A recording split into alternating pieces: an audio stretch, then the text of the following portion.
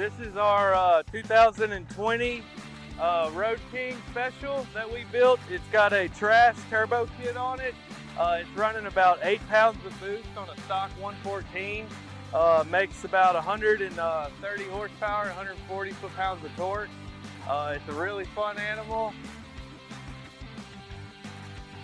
And with the turbo kit, basically you got your turbo here, the big hair dryer. It is oil fed out of the crankcase, added an oil line. It drains back into the crankcase here. Comes with this wastegate. This is how you control the boost pressure. You change the springs out in the wastegate and it controls the boost. Blow off valve hidden under the gas tank there, so it makes all the cool noises that all the turbo stuff does. Really reliable. If you're not in it in the gas, it's just like a normal engine, and when you crank down on it, it just gets up and goes.